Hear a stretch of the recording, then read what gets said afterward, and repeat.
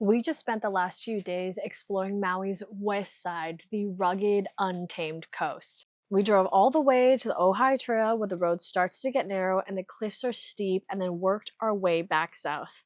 Let's talk about all the things you should do on your trip to West Maui. Our first stop was the Ohai Loop Trail and Overlook.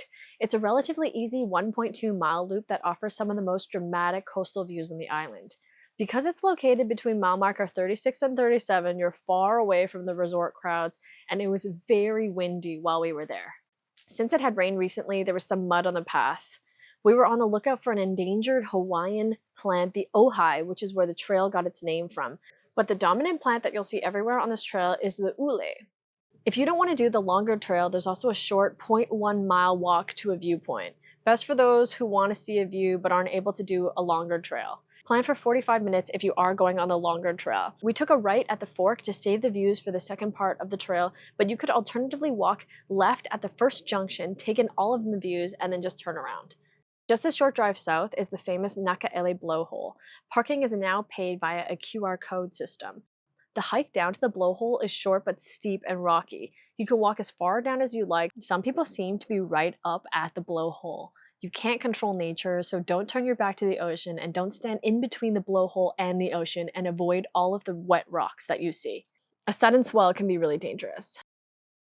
So we just left the Nakalele Blowhole and we're headed south. We're on West Maui and we're headed next to Honolulu Bay. But it did just start raining, so we'll see. Hopefully it'll clear up before we go. So the last time I was at Nakalele Blowhole, this was in 2019, back before there was parking. Now there is parking and you need to scan a QR code to park unless you're a Maui resident, in which case I think you still need to scan to say that you're a resident so that you can get free parking. Otherwise you pay for the parking. And it looks like it's the same parking, like scan to pay park link all over Maui. But the problem with the blowhole is that I don't have any cell service. So when you're at the blowhole, I don't know actually how to pay for parking. And we overheard some other people also complaining about it. So I actually assume a lot of people are not paying for parking. I don't recommend it, but I don't know how else to do it. And you can go down to the blowhole. We didn't go all the way down. Considering that it rained not too long ago, it's not slippery. Like the rocks are very sticky, so it's easy to climb down there. I think the view of the blowhole is nicer higher up from it, but you can get right up next to it. But there are signs saying like, this isn't a water park, please be careful. Definitely worth checking out if you're here making a trip all the way to West Maui. We drove south and pulled over quickly at Lapoa Ridge to take in some views. Right next to the parking area, there's a small area to climb up and just take in the views. It's a perfect little stop. And from there, we drove to Honolulu Bay. Honolulu Bay is famous for snorkeling. It's a marine life conservation district filled with turtles and vibrant coral. There's a trail to get there from the parking area, so don't bring too much to the beach. But since it just rained, the water was really muddy, not ideal for snorkeling. In Hawaii, you want to follow the brown water rule. So when it rains heavily, all of the rain pushes pesticides, mud, dead animals, and everything else into the ocean.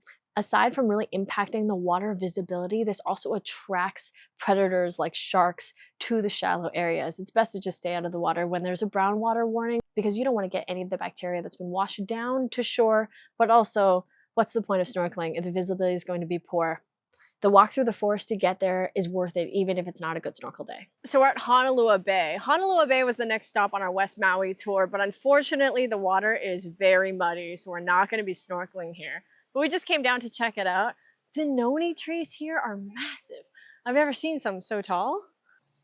And in general, it seems like someone is really caring for this area, planting, maintaining Polynesian canoe plants, but like this one, the pothos is not a Polynesian plant. So this area is a protected marine reserve area, but it's actually also private property from what I can tell. People do live here, or someone lives here, and they're asking for donations to keep the area clean. And what I didn't expect is the beach is super rocky, like all rocks.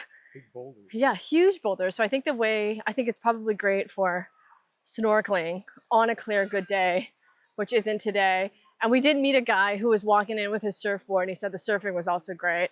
It did look like you'd have to really paddle out quite far to go surfing here because it's very flat, even though it's muddy, which is probably the reason why it hasn't cleared up.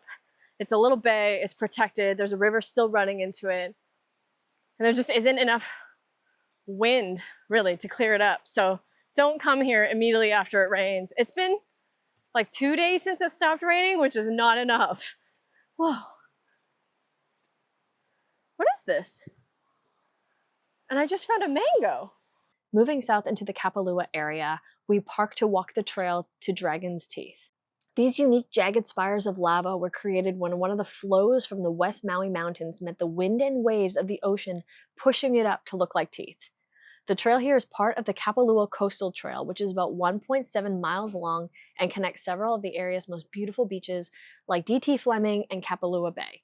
You can walk it from either direction. Right next to the Dragon's Teeth, you'll find the Kapalua Labyrinth. It's a peaceful man-made rock and coral labyrinth built by a local resident. If you do want to see Dragon's Teeth, but you don't want to go on the 1.7 mile walk, you can park closer to Dragon's Teeth, and from there, the walk is only half a mile down to check out Dragon's Teeth. We parked closer to the Napili Kai Beach Resort so that we could walk the full coastal path, and on our way back, if you're in the area on Tuesdays, they have the Napili Kai Foundation Keiki Hula Show. It's been running since 1966 and costs $10 a person, or it's free for hotel guests of the Napili Kai Resort. It's a nonprofit dedicated to preserving Hawaiian culture.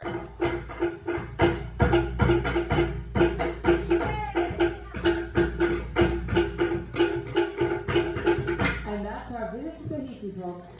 Local children performed for just under an hour. If you do want, bring cash so you can buy a fresh flower lei while you're there. All of the proceeds support the foundation, which offers scholarship programs for their students later on in life. And then after the show, head down to Napili Beach to catch the sunset.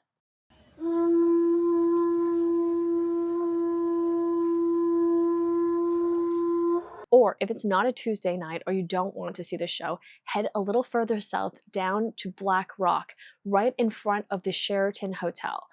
Every night at sunset, a cliff diver lights the torches along the cliffs and plunges into the ocean from Pu'ukekaha, also known as Black Rock. It's a reenactment of a feat by King Kahekili, the last independent king of Maui. He was known for cliff jumping to prove his courage and spiritual strength.